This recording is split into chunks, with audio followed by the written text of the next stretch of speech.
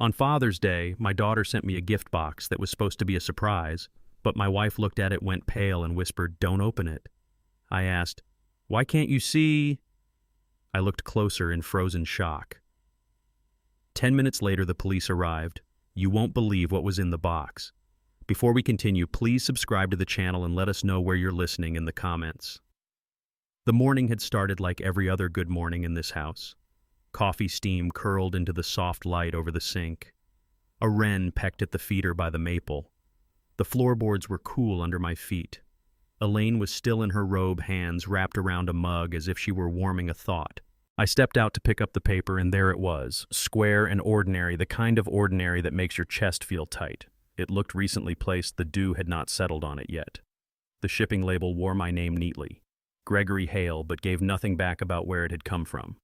No return address, no company logo.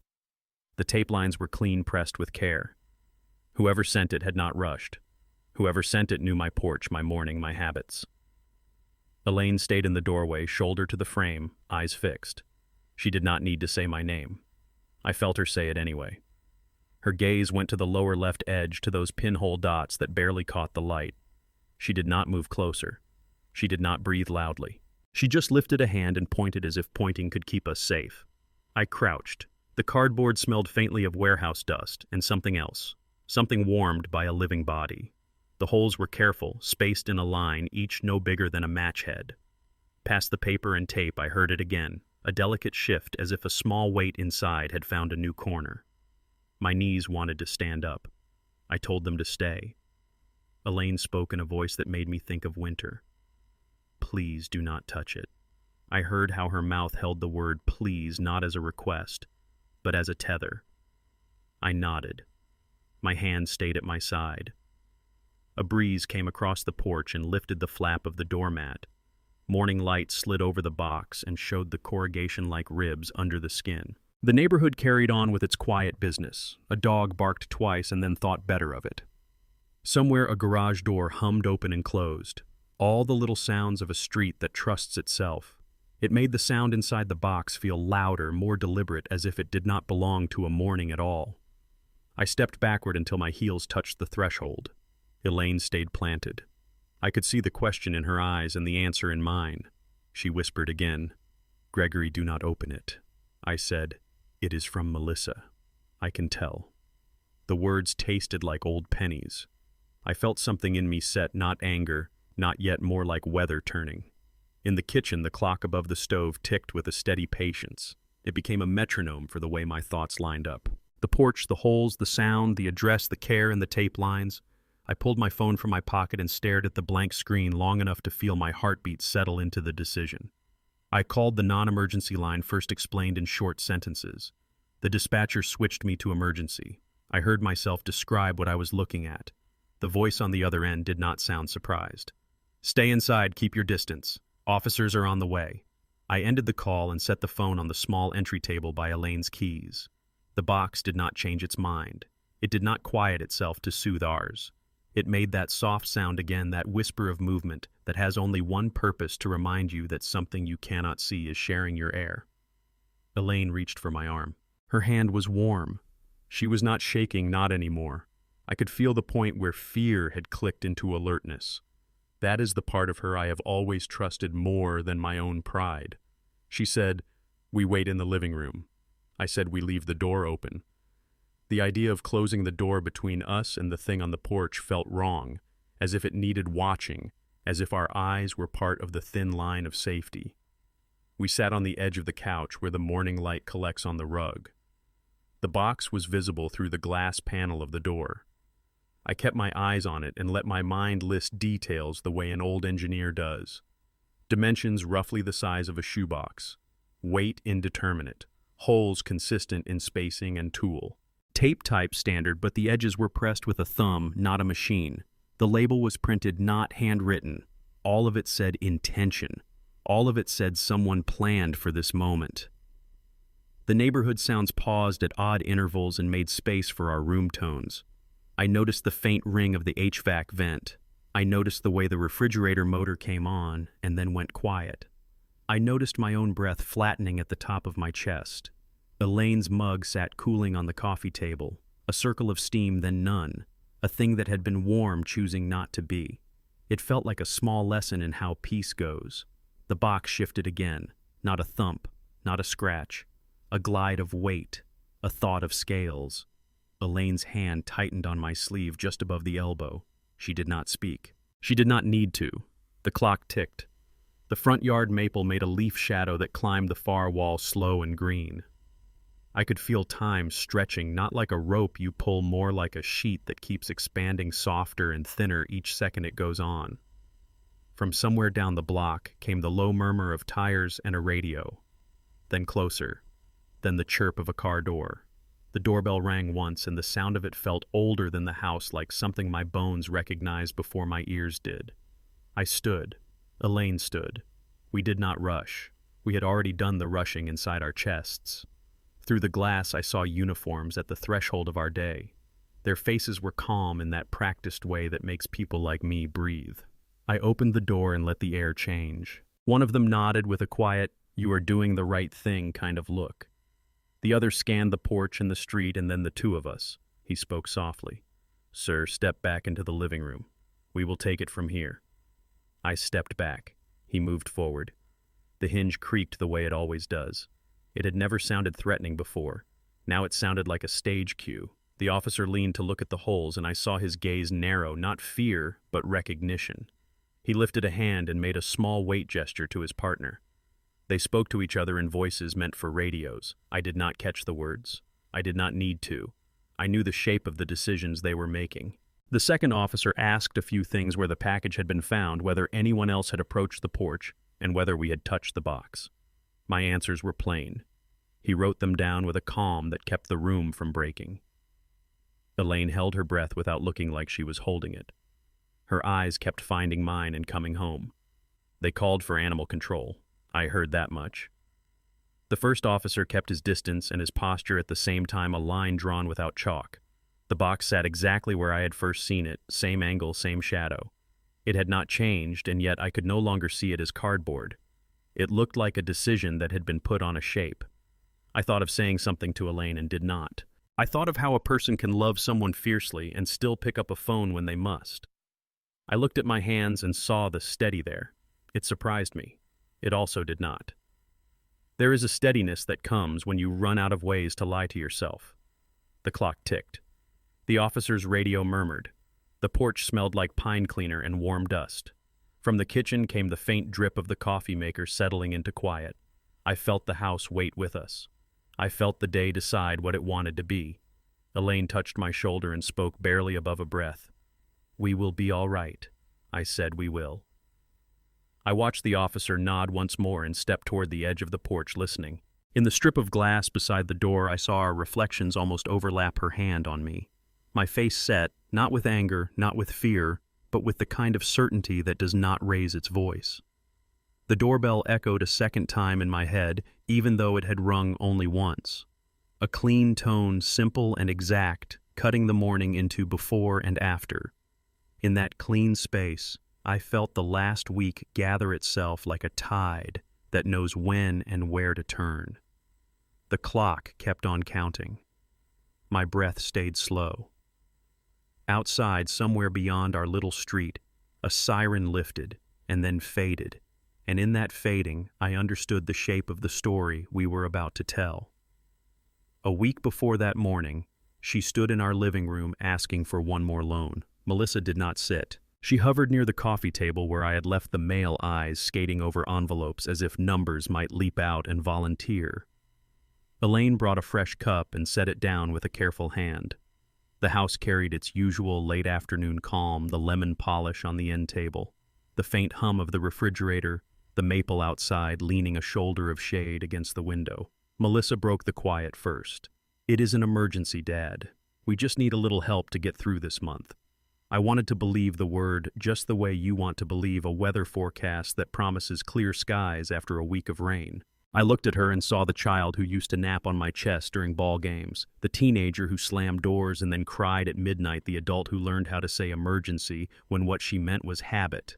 I said, "Sit and tell me exactly what this is." She did not sit. Her hands moved as if she were still negotiating with the air before they had to negotiate with me. The rent is due, the car payment too. The kids need school things. Ethan is putting together something that will finally pay off. She touched the rim of the cup Elaine had placed for her and did not drink.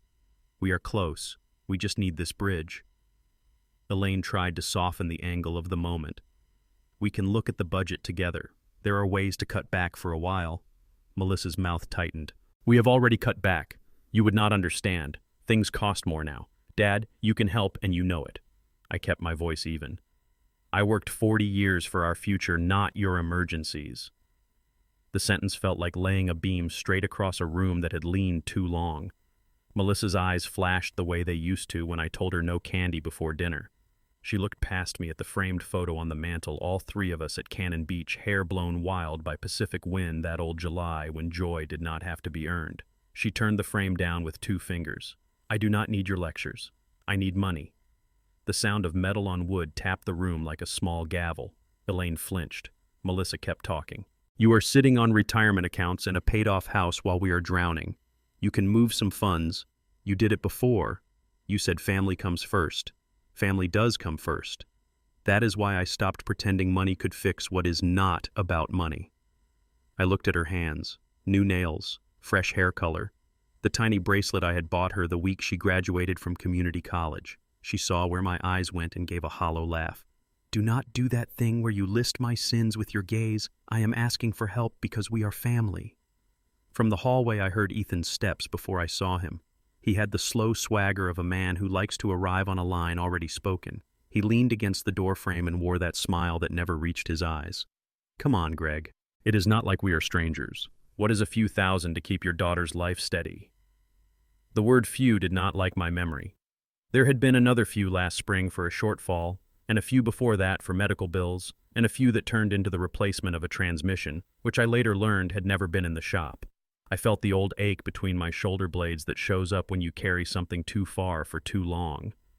I said, You have had a lot of bridges. Where do they go? Ethan shrugged. Business takes time. He was already moving toward the cup on the table when Melissa's hand twitched. She reached for it and missed. Porcelain struck hardwood.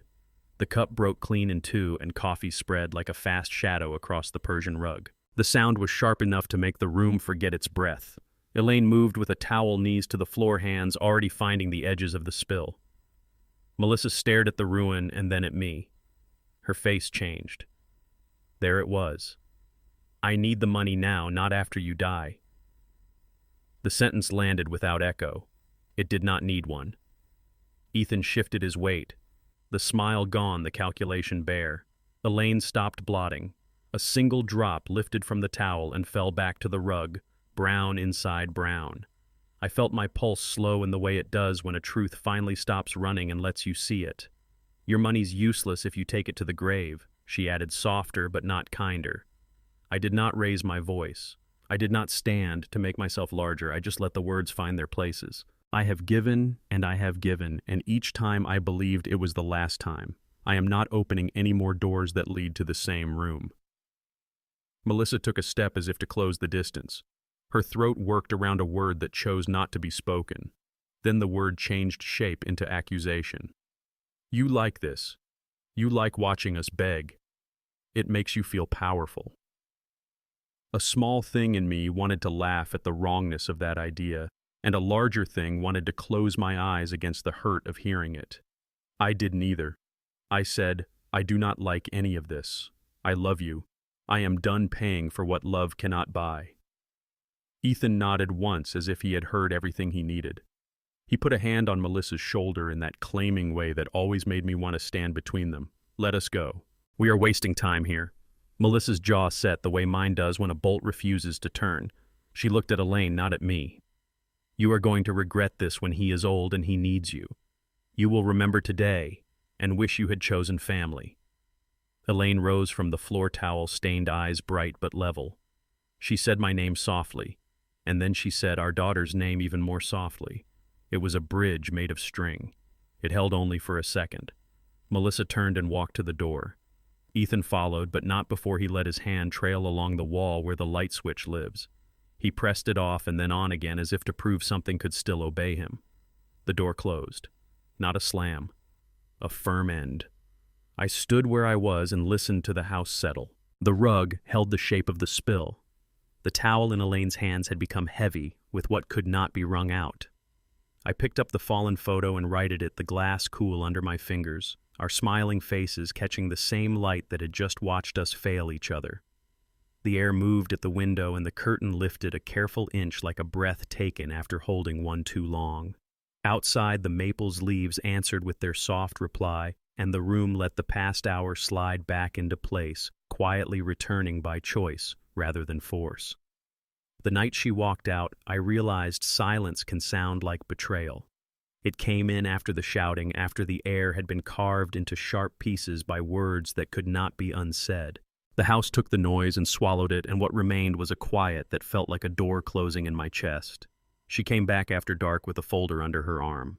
The porch light cast that soft yellow that makes skin look older and eyes look tired. Elaine opened the door before Melissa could knock twice. I was at the dining table, bills stacked in measured piles, pen uncapped, the sort of ritual I use when I am trying to hold a day together. Melissa did not ask if it was a good time. She stepped in and laid the folder flat. The papers inside made a slick whisper. "It is simple, Dad. You sign here and set up a transfer. We will handle the rest." Elaine spoke first because she always tries to build a bridge before anyone grabs a match. "Please, everyone, calm down. Let us talk without tearing at each other." Melissa shook her head as if calm were an insult. She looked from my face to my hands to the neat columns of numbers. "You like this routine, do you not? The neat stacks, the tidy lines. You like feeling in control while other people drown across the room." Ethan lingered in the doorway the way a storm waits at the county line. He leaned a shoulder against the frame and let his mouth form a smile that held no light. He nodded toward the folder with 2 fingers like a man calling a bet. "We are not asking for the moon, Greg. A bridge loan. You will not even feel it." My hands stayed flat on the table. I could feel the grain of the wood under my fingertips, the small grooves from years of plates set down. I kept my voice level. "I worked 40 years for our future, not your emergencies. We are not signing anything tonight." Melissa lifted the top sheet and stabbed a fingernail at the numbers. "You have it. We need it. This is not hard." She pressed the paper down with her palm until the corners curled.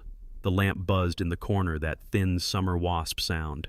I watched the shadow of her hand tremble on the page. She did not know it was trembling. Ethan stepped in, then the storm, deciding it had waited long enough. "You enjoy watching us suffer, don't you?" There it was, the line that wants to pick a fight with your soul. He said it softly, almost friendly, the way a man might ask how your day went. I looked at him and felt something in me go very still. Not anger, not heat, a kind of cold clarity that makes edges stand out. "No, I do not enjoy any of this." I looked at Melissa. "I am done pretending that giving you money is the same as loving you. It never was." Elaine moved between us the way a person stands between a dog and a cliff. Her eyes went to our daughter and stayed there. She reached a hand out and did not quite touch. "Honey, breathe. Sit with me. We can figure out how to make a plan that does not break us." Melissa laughed, one short breath that carried no humor. "A plan that does not break you. That is nice." She lifted the folder again and shoved it toward me. "Sign. Or say it plain. Say you want to watch your own family sink." I stood not to tower over her, just to take my place in the moment. I could feel my heartbeat in my throat, and then it settled where it belongs. Words found me without reaching. "Get out. Both of you." Elaine's hand touched my sleeve for the length of a blink. She said my name so quietly it felt like a thought. Melissa stared at me as if I had just switched languages. Her mouth worked around a word that kept changing its mind. She looked at Elaine, not at me. "You are letting him do this. When he is old and needs help, remember tonight. Remember that I gave you a choice." Elaine's voice did not rise. It never does. "We gave you our lives. We will not give you our lives again." She took the folder and closed it gently, pressing the edges square, and placed it back in Melissa's hands, as if returning a coat her daughter had forgotten to take with her. Ethan pushed off the frame and walked toward me until there was only arm's length between us. He smelled like the cologne he wears when he is trying to feel richer than he is. He said my name in a way that made it sound like a challenge coin. Think hard. The moment before a decision is where men show what they are. I nodded. You are right. This is that moment. And here is what I am. I am a man who will not teach his daughter that love is the same as access. Elaine drew a breath that sounded like the last inch of a wave before it folds. She stepped to the door and placed her hand on the knob. The lamp's yellow wore thin at the edges, as if it were tiring of this room too. Melissa glanced around as if inventorying what she could carry out and found there was nothing she wanted except the one thing she could not have. She walked to the door without another word. Ethan followed slow enough to force us to watch him leave on his terms. The wooden door moved in, met the frame, and closed with that final soft thud that houses remember. The porch light threw its patch of gold against the glass. Then the bulb hummed and went quiet when Elaine flipped the switch. For a breath, there was only darkness, the kind that tastes like metal. Then the refrigerator motor kicked on in the kitchen, and the house remembered how to be a house. We stood without speaking. The clock in the hall ticked 3 times and found its rhythm again. Elaine leaned her head against my shoulder, and I felt the heat of her cheek through my shirt, human proof in a room that had just seen too much theater. I took the bills I had been sorting and slid them back into their envelopes one by one as if I were returning small birds to a safe branch. From outside came the sound of a car door, then another. An engine coughed and settled. Tires rolled down our street and then were gone, a little river going where rivers go. We turned off the lamp. The room let its shadows return to their corners. In that soft dark, I could hear the night the way people heard it before. There were screens and alerts, the hush and the small clicks of a house alive. We went to bed without saying goodnight because the word would have been a lie. The ceiling fan lifted the air and laid it down again. Elaine's hand found mine under the sheet and stayed. Somewhere after midnight, I woke to the sound of the hall clock marking the hour with that hollow wooden tone, and I understood that respect is not a luxury in a family. It is the door every love must walk through if it wants to stay. When the gray at the edges of the blinds hinted at morning, the house felt lighter by a weight we had been pretending not to feel. I lay there listening to the first bird outside and to the last echo of the night's decision. In the quiet, I said it to myself so I would not forget. Without respect there is no kin, only requests, only debts, only the slow undoing of people who should have been each other's shelter. For 6 days, peace felt unnatural. It lay on the house like a blanket that was too heavy for the season, smoothing every sound, muting every impulse to speak. Elaine and I moved through our routines as if we were careful not to wake something. Morning coffee, dishes stacked to dry, the soft thud of mail on the entry table. Each small task is done with the care you give to glass. On Monday, I took the mower out even though the grass barely needed it. The first pass cut a thin line through the lawn and released that sweet green smell I have known since boyhood. Dew beaded on my shoes and soaked the cuffs of my jeans. As the blades evened the yard, I felt the world make a tiny promise. You tend me, and I will grow back. I emptied the bag into the compost and watched steam lift from the pile like a tame ghost. When I looked up, the strip I had just cut had already brightened a little braver in the sun. Hope sometimes looks like a thin edge of green. Elaine deadheaded the petunias by the walkway, each faded bloom pinched away with a patient hand. She hummed without melody. Now and then her phone lit up on the porch table and then went dark again. She never picked it up to check. She never turned it face down either. We both pretended not to measure the silence by that small black rectangle. In the afternoons, I wiped down the kitchen counters until the cloth came away clean twice in a row. I organized the junk drawer. I pulled the ladder out and changed the bulb over the stairs. I found the missing cap for the garden hose under the porch and fitted it into place. Water threaded out in a clean arc silver in the low light, and the sound of it hitting the soil was the most honest sound I heard all day. Elaine watched from the steps with a glass of iced tea melting in her hand. She said maybe she will call today. I answered without looking up. If she does, it will not be for love. The maple outside had started to show its June fullness and cast a deeper shade by midweek. A pair of sparrows took turns at the bird bath. They splashed as if they were practicing joy for when it was needed. The neighbor kid practiced free throws in his driveway until dusk, the ball's soft thump counting out a rhythm that made sense. That night I stood at the sink and listened to the pipes settle. The quiet had begun to find its own shape. Wednesday smelled like lemon oil and laundry soap. Elaine changed the sheets and shook the folds into the air so they billowed once and landed square on the bed. I repaired a loose hinge on the pantry door. I oiled the front step where it had started to creak. I told myself I was maintaining the house, but I knew I was also maintaining a line inside my chest. Work steadies a man when words cannot. On Thursday, I walked the block after dinner. A dog behind a fence gave me a polite warning and then let me pass. The sky held that thin pink that only lasts a minute and then gives itself to blue. I tried to picture a version of the week with a knock at our door and an apology that knew how to kneel. The picture would not resolve. I came home and found Elaine sitting at the kitchen table with a crossword she had not filled in. She traced the grid with her finger like someone reading a map of a town they once knew. Friday we bought groceries we did not need and put them away with unusual care. I set the apples in a single layer as if bruises were the shape of regret. Elaine washed grapes in a metal colander and the water ran over them with a sound like tiny coins. We ate late quietly and the plates were stacked in the sink without clatter. Before sleep, I stood in the doorway and watched the lawn silver under the porch light. Grass blades lifted after the heat broke all of them, agreeing to keep growing. Saturday, I cleaned the garage. I found 3 old paint cans and pried them open to see what could be saved. 2 were beyond saving. One held a thin layer that still moved when stirred. I touched up a scuff on the hallway baseboard and thought about the way small repairs add up. At noon, I sat beside Elaine on the back steps and we shared an orange. The sun made the rind smell like childhood. She leaned her head against my shoulder, and the weight of it told the truth we were not naming. Waiting is a job, too. Sunday came with that bright, generous light that always fools you into thinking a day will behave. I brewed coffee and buttered toast and opened the paper to the section I always open first. Elaine set down a small vase with cut clover from the yard because she likes the way ordinary things look when you put them in the center of a table. We ate without hurry. A breeze lifted the sheer curtain and grazed my forearm like a polite question. On the porch, the doormat lay square and the boards held a new warmth. For a moment, the house felt like it had forgiven us for what we could not fix. "Maybe she will call today," Elaine said.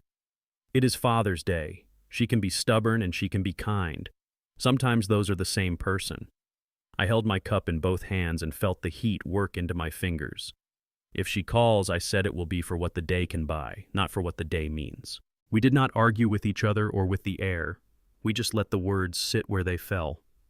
Then from the street, a low engine settled into idle, the kind of engine that knows how to be patient. Tires scratched lightly on asphalt. A vehicle eased to the curb in front of our house and paused the way a visitor pauses before deciding they are at the right place. I heard the light hiss of brakes. The sound threaded the room and tightened something in my throat. Elaine looked at me and I looked back. Neither of us spoke. Footsteps approached, steady and unhurried, the cadence of someone who does this 100 times a day and barely thinks of the people inside. The steps climbed our 2 porch risers. The boards gave their small reply. The shadow of a figure crossed the frosted glass in a clean rectangle. Then the doorbell rang. A single clear note. The kind of sound that splits a morning into before and after. When Elaine whispered, "Don't open it," I finally saw the tiny holes. They lined the cardboard like a row of pinpricks teaching the morning light how to breathe. My eyes adjusted and the porch seemed to fold in on itself. The air thinned. The house felt smaller. I bent closer and the smell of warm paper rose into my face like a held breath returning. The box sat square in the middle of the welcome mat as if it had let itself in and paused there to listen. Tape sealed every seam with patient care. No return address. No note curled under the label. My name is printed neatly and certainly. The kind of neat that knows you will be home. The first sound came so soft I thought I had imagined it. A brush of weight from one side to the other. Not a scratch. Not a thump. A quiet shift that carried intention. Elaine's fingers found my sleeve and held. "Something's alive in there." Her voice did not rise. It sharpened instead like a blade being honed rather than swung. I set my palm out toward the air and stopped my own reach. My hand trembled once and steadied itself. So is every bad decision we ever made. I did not mean it as a joke. It just came out true and heavy. The words hung between us until the porch light seemed to dim around them. I crouched, and the old boards replied with a soft complaint. The holes were exact, 3 on one side, 3 on the end. Whoever made them had counted. Whoever made them cared about what was inside, not dying before it arrived.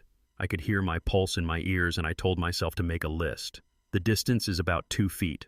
Box about shoe length. Weight unknown. Sound intermittent. Holes consistent. Intention clear. The list settled me for the 3 seconds it took to finish it. Another hiss uncoiled from the center. It was not loud. It did not need to be.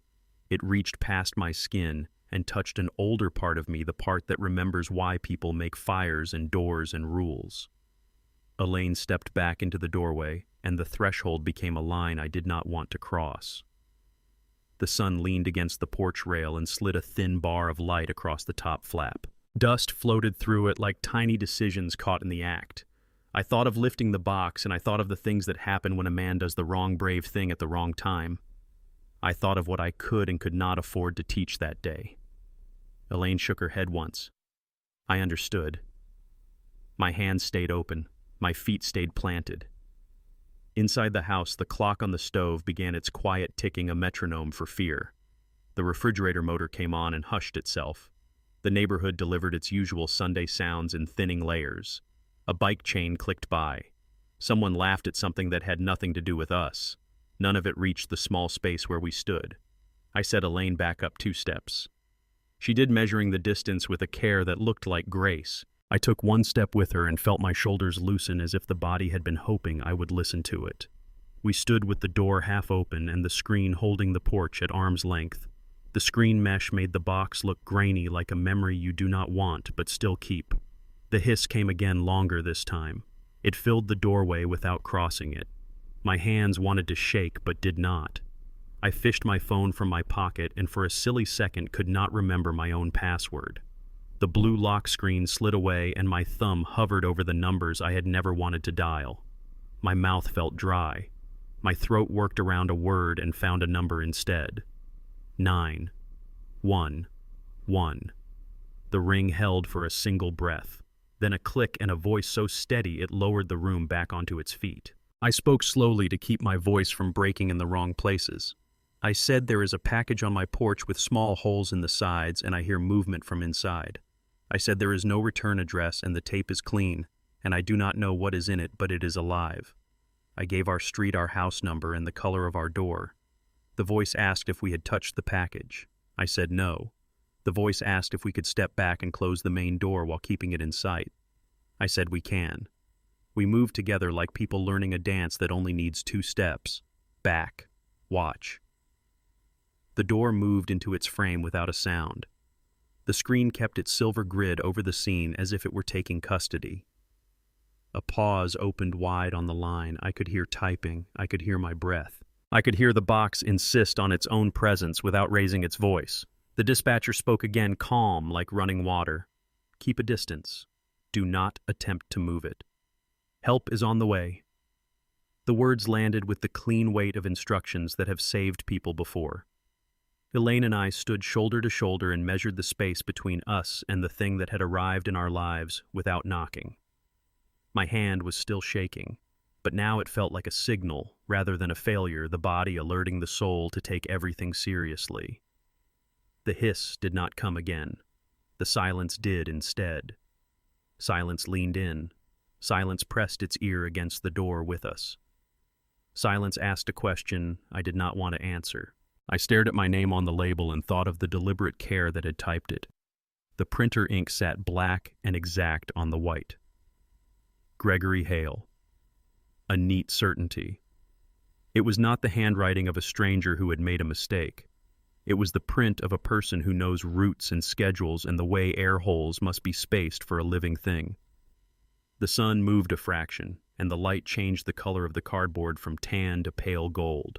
The welcome mat spelled its greeting under the weight of the box, and I wondered about words that continue to say hello when they should say leave. Elaine whispered my name, and I turned my head just enough for her to see that I had heard. She did not ask what I was thinking. She knows that part of me that goes quiet before it decides. The phone rested warm in my palm, and the distance between the ring I had already heard and the help I had already called stretched across the room like a cable. On the other end of that cable was a voice that had said, "Keep your distance." On our end was a box that had told us exactly as much as it wanted to. We obeyed both. The dispatcher asked if we were safe inside, and if we could stay there. I said yes to both, and felt the words steady the floor under my feet. Elaine set her hand lightly on my back. The touch felt like a promise made without ceremony. The line stayed open. I could hear the soft scratch of keys and the quiet rhythm of a person who has learned how to keep strangers calm. The house held its breath with us. The morning leaned toward the next sound it would make. The officers arrived with calm faces, the kind that hide how serious things really are. Their presence steadied the porch. One stood near the steps and took in the scene the way a carpenter reads a wall. The other eased forward and lifted a hand that asked us to give the doorway a little space. Elaine and I stepped back until our heels found the living room rug. The screen stayed closed. The door stayed open. Light fell across the threshold in a clean bar. The lead officer spoke in a voice built for tense rooms. No rush, no thunder. He asked if anyone had handled the package. I said no. He asked if anyone had been near the porch besides us this morning. I said no. He nodded once and put on gloves with a soft snap that sounded smaller than it looked. He studied the label and the seams. He did not touch the box yet. He did what careful people do first. He stood and spent 30 seconds just seeing. His partner glanced at me. Any idea who would send this?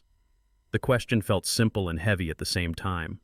I heard my answer before I was ready to say it. I might. The radio on his shoulder murmured and then held its breath. The lead officer stepped back a half step and made the call for animal control. He used words that were plain and exact, the kind that tells the next person exactly how to arrive. Then he set his stance and watched.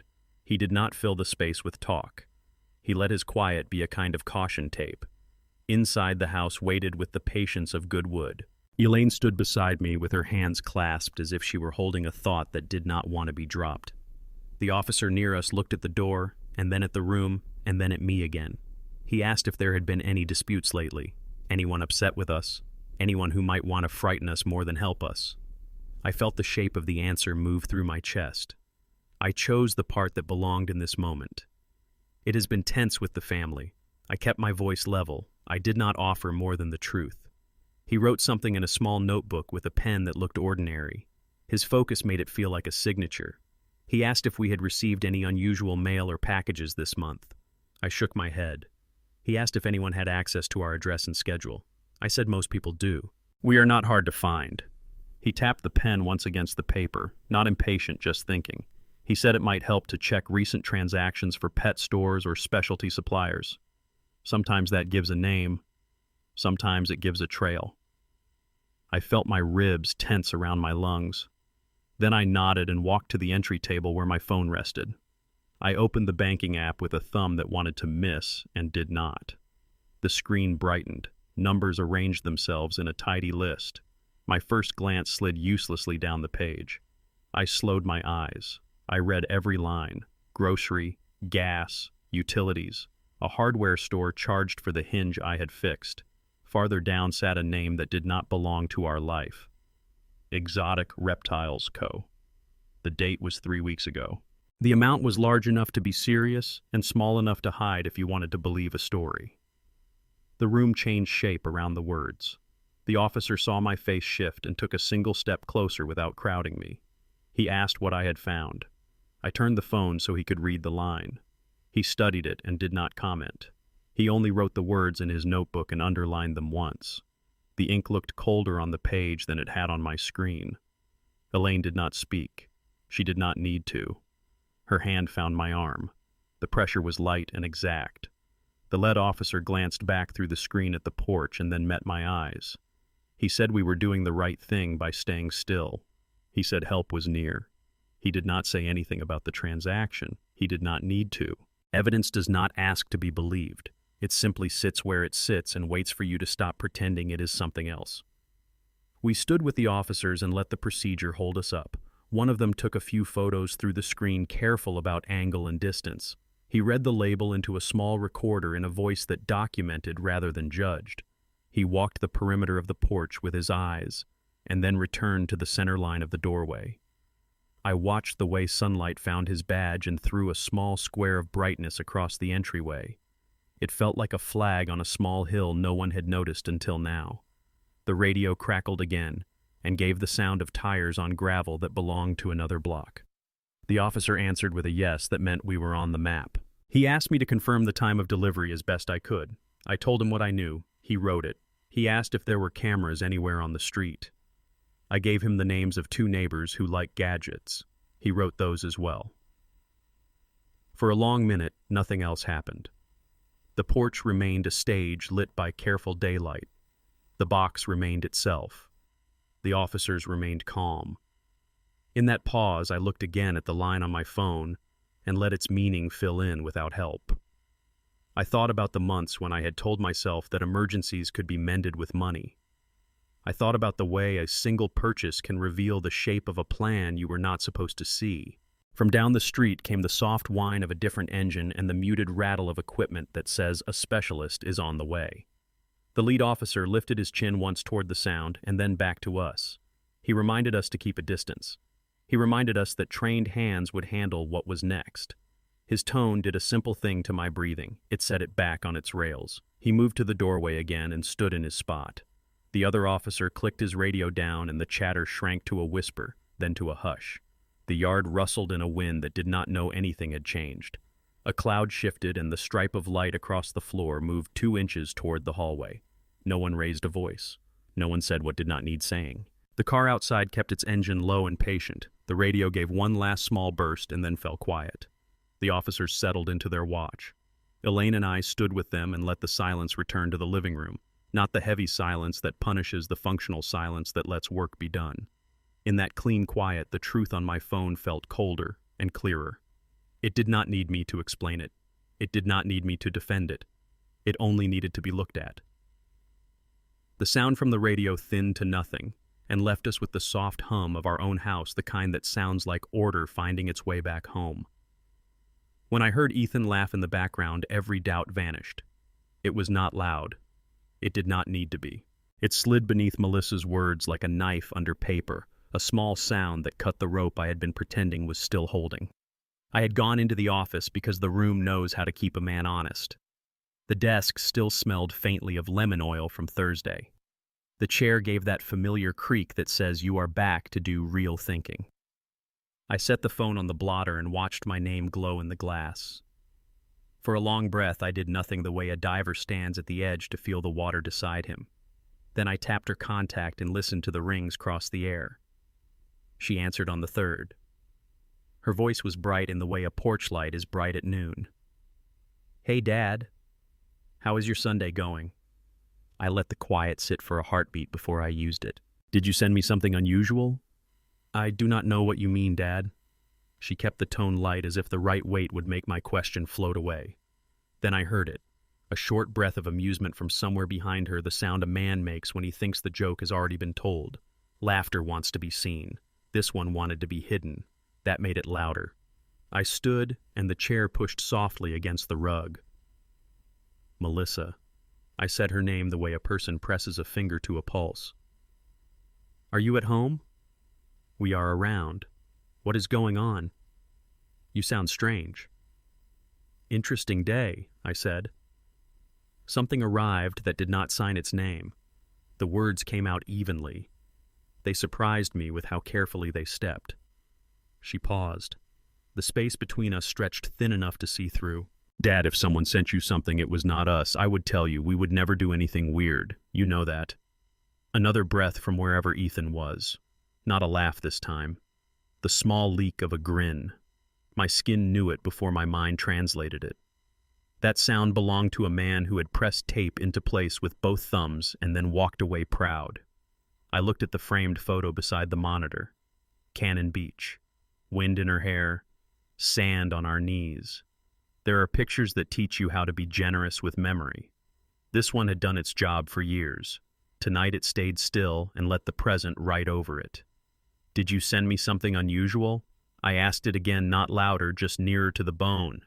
"I do not know what you mean, Dad." The words matched the first set exactly like someone laying tracing paper over a lie to see if it fits. Then Ethan could not help himself. It came in as a soft smile of sound and then a throat that caught it too late. I saw the shape of his mouth without seeing his face. I saw the angle of his eyes. I saw the little trophy he thought he was holding. I felt my breath cool. The anger did not rise. It never does, not really. I have learned that clarity is colder than heat. "Thank you for picking up," I said.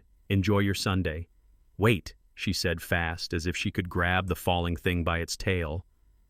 "What arrived? Is Mom there? Is everybody okay? Everyone is fine.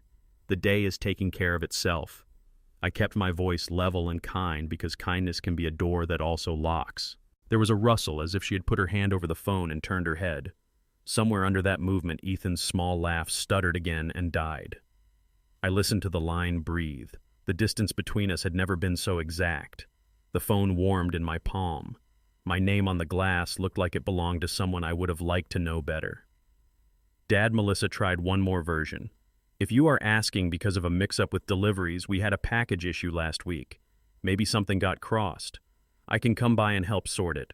We will sort it. Thank you." I let the words be a soft wall. She bumped into them and found they did not move. She changed keys. "Dad, please. If you are upset about money again, we can talk like adults. This is not the way. I am not upset. I am awake." That was all I gave her. The truth should be short where it can. There was a final tiny sound on her end, the dry click of someone setting their jaw. Then the brightness in her voice returned with the stiffness of a smile drawn on a paper bag. "Well, happy Father's Day. We will talk later." "We will," I said. I ended the call. Silence stepped back into the room, but it did not feel empty. It felt like a table cleared to make space for work. Outside, the evening had begun to fade the edges of the trees. Elaine moved somewhere down the hall, the soft music of plates settling into their places. I laid the phone face down and watched the grain of the desk catch the last of the light. The line between what I wanted to believe and what I heard had been cut clean. It did not fray. It did not argue. It simply parted. I sat, and for a breath I let the chair hold the whole weight of me. My hands rested flat on the wood as if to say to the room, "Remember this. Remember how quiet a truth can be when it does not need to be dramatic." In that clean quiet, the choice ahead did not look like revenge. It looked like a boundary that had been waiting for a man to call it by its right name. I reached forward and pressed the power button on the computer. The screen lifted from black to a soft gray, and the fan woke with a low, steady hum. The small chime rose and fell in the dark like a promise finally kept. That night, I did not sleep. I logged in instead. The office was dark enough to make the screen its own small moon. Blue light lifted my hands out of the room and set them down on the keyboard. My chair gave the soft complaint I know by feel. The house had settled. Elaine's breathing from down the hall was even and honest. I sat in the glow and let the machine ask me who I was. Username, password. The two-factor code arrived with its small buzz and lit the glass in my palm. My fingers did not miss. The dashboard opened like a map of habits, lines of numbers, sums that once felt like safety, scheduled payments stacked in a neat column as if obligation could be made pretty. I started with the piece that had always felt like an old kindness, authorized users. The page showed a familiar name. I rested the cursor there the way you rest your hand on the spine of a book you loved too long. Then I clicked Manage. A question appeared in plain text. Remove access. My shoulders lifted and settled. Confirm. The site asked for my mother's maiden name and the street where I learned to ride a bike. The answers found me without effort. The button changed color. The screen updated. The name disappeared from the list like a light going out in a hall you no longer walk in. I exhaled through my nose. Somewhere far away, a neighborhood dog gave one soft bark and then thought better of it. Next came the cards. Freeze. Replace. New numbers. I watched the old digits blur into asterisks. I changed the bank pin to the year Elaine and I married and felt a private steadiness take the chair beside me. The system thanked me for keeping my account secure. The sentence made me smile without humor. Security is a door you decide to close and then you keep deciding. Automatic payments waited under their polite header. I opened each one like a drawer I had been avoiding. The car insurance transfer, The rent bridge that had turned into a road. The streaming bundle I had never watched. Cancel. Confirm. Email receipts arrived with their tidy phrases and timestamps. My inbox began to look like a fence being built in real time. The checking account held a series of scheduled transfers labeled with soft names. Groceries, kids extras, emergencies. I selected them and watched the calendar clear itself. A notice appeared that said this would take effect immediately. I read it twice and let the words make a small home in my chest. Love had become a monthly transfer. I ended it. I set alerts for any attempt at a new link. I placed a hold with the card issuer on adding users without a phone call to my voice. I locked down the wire feature that had made me feel generous and then foolish. The green progress bar inched along the top of the screen each time.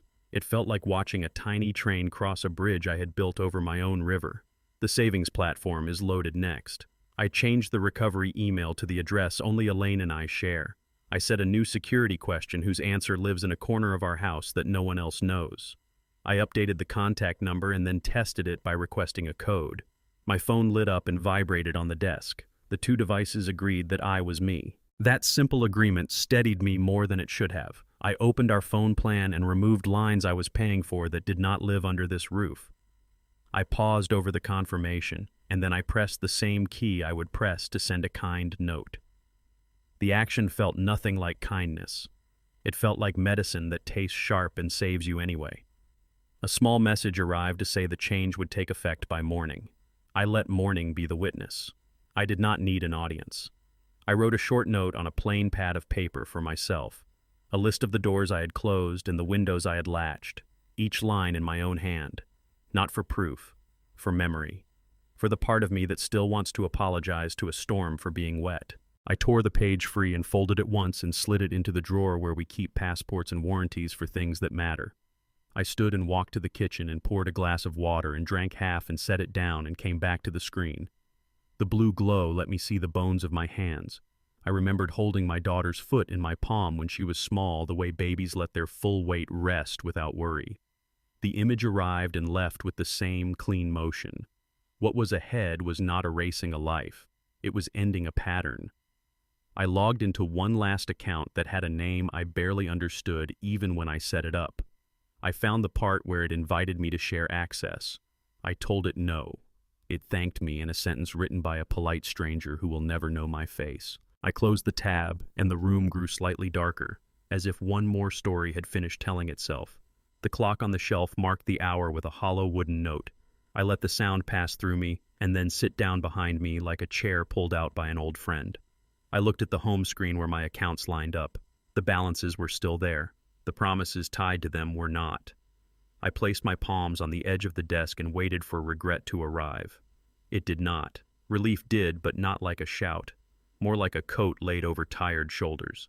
I powered down and the blue fell away to a soft gray, then to black. The fan eased its breath and stopped. The window held a square of night that had not moved even though I had. I walked through the house slowly and checked the locks with a touch rather than a twist. Elaine turned in her sleep and smoothed the sheet with her hand. I stood in the doorway and felt the room make space for what we had chosen. In the kitchen, I set up the coffee maker with a single practice scoop and fresh water. I did not press brew. I waited. The house listened with me. Somewhere outside, a truck downshifted 2 streets over and then faded toward the highway. I leaned my hip against the counter and let the quiet unclench what it could. When the first gray at the window reached the sink, I pressed the button. The machine woke in a low murmur. Water met the ground. The carafe began to fill in small, patient drops. I stood and watched the steam curl into the air and disappear as if it had decided to belong to the room. Boundaries are a kind of love. They let what is meant to stay stay. They let what must go go. The last drop fell and tapped the glass with a note so light it almost was not there. And in that small sound I heard a day begin that would not ask me to explain myself. When she said, "You will regret this," I finally smiled. It was not a cruel smile. It was the quiet kind, a man who wears it when the piece he has been missing slides into place. Melissa stood on the top step, with her jaw set, and a sheen in her eyes that could have been anger or fear or both. Ethan hovered behind her with his hands in his pockets, and that practiced look of casual threat. The front door was open to the afternoon, and the light caught the edge of the threshold so clean I could have drawn it with a ruler. Elaine stood at my shoulder. I felt her steadiness without turning. My name sounded in my head the way she says it when she wants me to breathe. I did. Melissa lifted her chin. You cut me off without warning. You shut everything down. You think that makes you strong. It makes you cruel. You will regret this when you need us, when you are older and things break that you cannot fix. I let her words finish their route and land where they wanted. I said nothing until the silence stopped echoing. Then I moved one step into the light and it drew a line across my face, bright on one side, cool on the other. No one is owed access to a person just because they share a last name. Ethan laughed once, a short, empty sound. He took a half step forward as if proximity could bend my resolve. He spoke like a man advising a stranger he plans to ignore. There are other ways to get what is needed. You can close doors. We can open windows. Do not make this harder than it has to be. Elaine said, "Please everyone, calm down." She said it the way a nurse says, "Hold still while she removes a splinter." Melissa cut past it as if mercy were an obstacle. You are choosing money over family. Say it. Say you do not care about us. I held her gaze.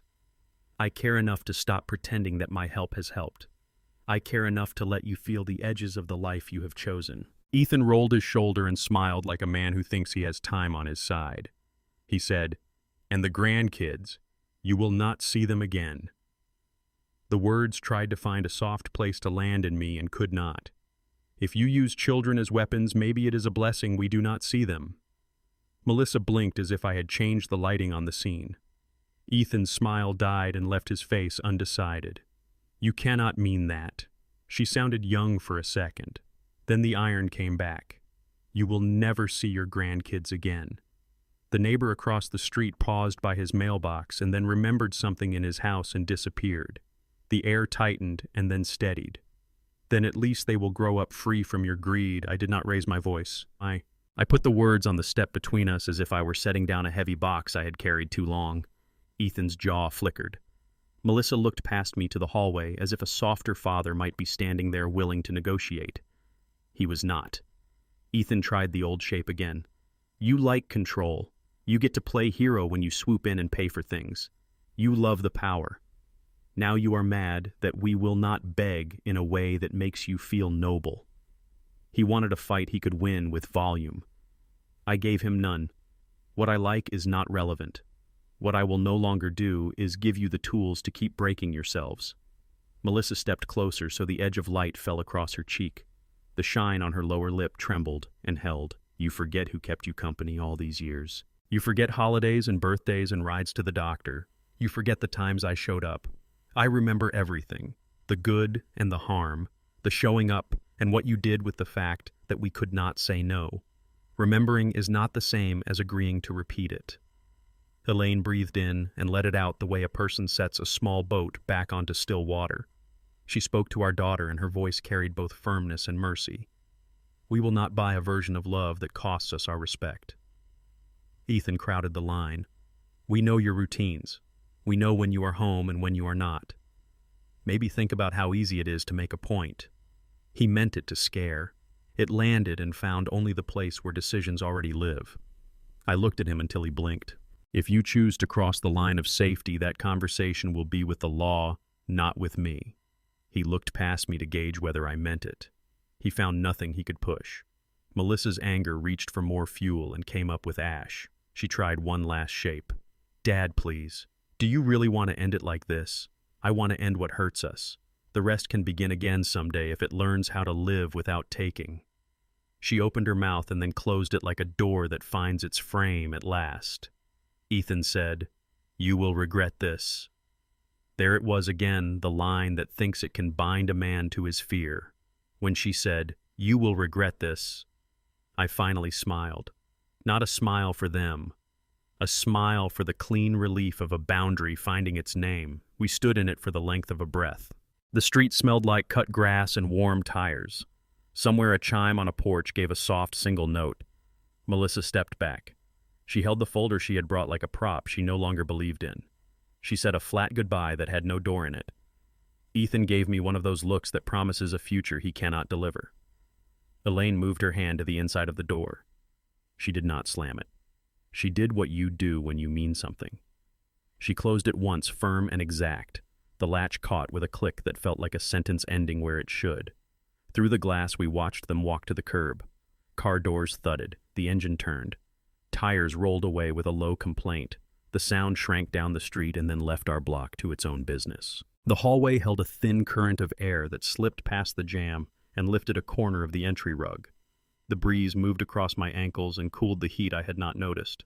I leaned my forehead against the wood for a second and then stood straight again. Elaine rested her palm between my shoulder blades. No one spoke. The house listened to the quiet it had earned. The silence did not accuse. It affirmed. Outside, the wind ran a hand through the leaves and let them settle. Inside, the line we had drawn stayed where we put it. At sunrise, my coffee did not taste like revenge. It tasted like peace. The kitchen wore a soft gold that made every surface gentle. Steam rose from the cup and curled once before disappearing into the quiet. The curtain lifted an inch in the morning breeze and lay itself back down like a heartbeat that had found the right pace. I stood by the sink and let the light move across my hands. For the first time in a long time, the house felt like it could breathe without help. Elaine padded in with bare feet and a sweater folded around her shoulders. She poured a small cup and leaned against the counter beside me. We did not speak. The clink of porcelain on the saucer said enough. Outside, a robin tugged at the lawn for breakfast and the maple gave a soft reply. Peace works in small sounds. You know it when you do not brace against them. The phone on the table buzzed with the modest insistence of a professional who respects the hour. The screen lit the name I expected. I answered and listened. Margaret's voice carried the steady cadence of finished work. She confirmed what had been set in motion. The restraining order had been signed and filed, service had been completed. Any contact now would be on the record, handled by people whose job is to take heat and turn it into paperwork. The trust for the children was active with an independent trustee. Funds would be released only for education, not for convenience, not for pressure, not for arguments staged in kitchens. She added a few practical notes and said she would email the packet for our files. Her words were clean like a level placed against a wall, and found true. Thank you, I said, and I felt gratitude all the way through the phone. Not the kind that kneels, the kind that stands and shakes a hand you believe in. We ended the call and the room settled back into its gentle rhythm. Elaine watched my face and waited for the message to finish moving through me. I nodded. It is done.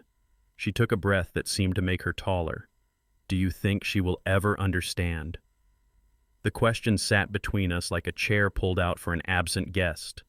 I looked at the place where our daughter used to leave her purse when she visited and felt the ache that does not ask to be soothed. Someday, but not today.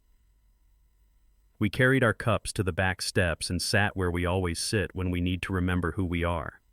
The air smelled like damp earth and cut stems. A thin stream in the bird bath trickled over the stone lip and made a sound like a soft agreement. The grass in the low corner of the yard had filled back in where I had reseeded it in spring. Small work, patient work, the kind that looks like nothing until it is everything. Elaine rested her head against my shoulder. We watched the square of sunlight inch across the boards. The yard woke without ceremony. A squirrel ran the fence line with an efficiency I admire. A bee inspected the rosemary. Somewhere close, a wind chime gave a single deliberate note. The day did not rush itself. It did not ask us to explain or defend what we had done. It let us be two people who had chosen a line and kept it. I thought about the word boundary and how it used to sound like a wall to me. Now it felt more like a gate that knows when to open and when to close. Love had learned a different language in this house. It no longer translated itself into payments and promises that only held until the next storm. It had become simpler. Keep what is safe, safe. Keep what is harmful outside. That is not cruelty. That is stewardship. The phone chimed again with a new email. I did not open it. Paperwork could wait until the coffee was gone. Elaine traced the rim of her cup with a finger and finally said what had been sitting behind her eyes. I miss who she was. I do not miss who she has been. I let the sentence land where it needed to land. I know. We will keep a chair open for the day she learns the difference. A car moved slowly down the street and turned the corner. A neighbor watered tomato plants with a hose that made a soft rain. The spray turned to silver in the early light and vanished into the soil. You can give water without flooding. You can give care without losing your footing. The thought came and sat with me like an old friend. I stood and walked the fence line, checking the latch on the gate, the hinge I had oiled earlier in the week. My hand moved out of habit and found no squeak, no give. When I turned back, Elaine was watching me with that look that has steadied me for most of my life.